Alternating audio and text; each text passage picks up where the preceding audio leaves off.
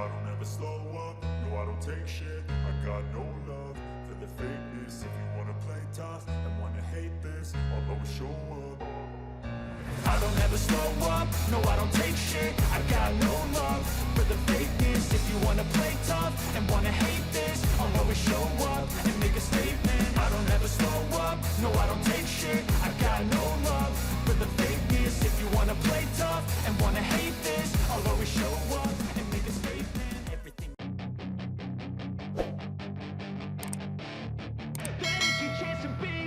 Hey kid. Honda mengusung perangkat baru dalam tes MotoGP di sirkuit Misano, Selasa tanggal 6 September tahun 2022 dan Rabu. Marc Marquez bakal menguji swingham aluminium baru buatan Kalex. Pabrikan, yang bermarkas di Asaka itu terlanjur tenggelam di musim 2022, sehingga fokus pada pengembangan RC213V 2023. Terlepas dari jatuh bangun yang dialami belakangan ini, Honda tetap menjadikan Marquez sebagai acuan. Oleh karena itu, mereka berusaha keras mendudukan juara dunia MotoGP 6 kali tersebut. Honda ingin mendapat konfirmasi dan masukan darinya. Apalagi ada perangkat yang diganti. Sejak 2018, Honda menggunakan beberapa elemen berbahan karbon dan tidak lagi memakai aluminium, termasuk swingham. Namun sepertinya, pandangan mereka berubah lagi 3 tahun kemudian. Karena swingham dan beberapa perangkat pendukung yang diuji selama 2 tahun terakhir, tak kunjung memberi hasil memuaskan, Honda pun mencari terobosan baru. Motorsport.com dapat informasi bahwa tim Jepang akan memasang swingham aluminium pada RC213V. Komponen tersebut dipesan dari Kalex. Produsen asal Bobingen, Jerman, itu menjadi penyuplai sasis untuk Moto2 dan World Superbike. Mereka juga menjadi juara konstruktor level menengah Grand Prix dalam 1 dekade terakhir.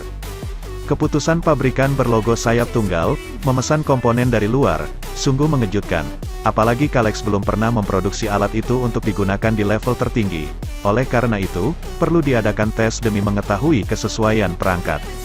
Selain menggunakan itu, Marquez juga perlu menguji sasis karbon dan swingham produk internal. Ada beberapa perubahan lain, terutama elektronik yang disesuaikan dengan regulasi terbaru.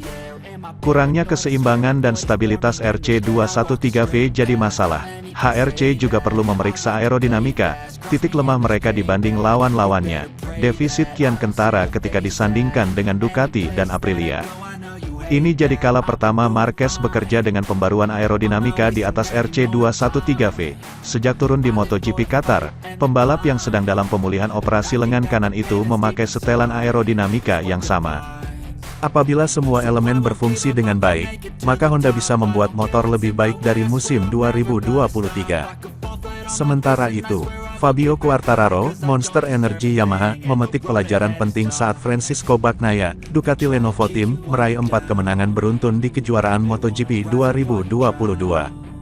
Bagnaia meraih 4 kemenangan beruntun saat menjadi juara MotoGP San Marino 2022 di sirkuit Misano, Minggu, tanggal 4 September tahun 2022. Kemenangan itu membuatnya menyalip posisi Alex Espargaro, Aprilia Racing, di tangga klasemen sementara MotoGP 2022.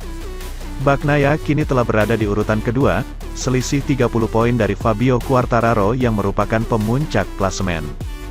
Quartararo menyadari bahwa keberadaan Bagnaia yang menyodok tangga klasemen dengan cepat merupakan ancaman. Terlebih, Bagnaia memiliki peluang untuk semakin memangkas jarak poin lewat balapan selanjutnya, MotoGP Aragon 2022. Sirkuit Aragon selaku tuan rumah MotoGP Aragon 2022 merupakan tempat yang bagus untuk Ducati, terutama Bagnaia. Di tempat tersebut, pembalap asal Italia itu mampu memenangkan duel melawan Marc Marquez, Repsol Honda. Bagaimanapun Marquez merupakan raja di sirkuit Aragon, ia telah memenangkan banyak balapan di lintasan tersebut. Kemenangan itu diraih bersama Repsol Honda sebanyak 4 kali secara beruntun, sejak 2016 hingga 2019. Laju Marquez di sirkuit Aragon terhenti karena tidak dapat mengikuti kejuaraan MotoGP 2020 akibat cedera lengan kanan. Lalu setelah pulih dari cedera pada musim 2021, Marquez kembali balapan di sirkuit Aragon.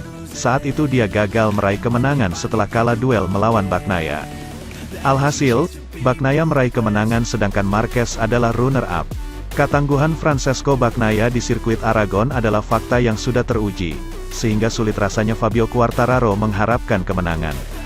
Quartararo jelas terancam dengan kenyataan yang ada. Ia tidak tenang karena keberadaan Bagnaia. Saya tidak akan mengatakan khawatir, tetapi saya juga tidak tenang, ujar Quartararo, seperti dikutip dari Autosport. Kami tahu bahwa bagi saya membuat balapan yang sangat bagus hari ini. Tetapi itu hanya untuk P5 dan saya 5 detik dari atas, lanjutnya.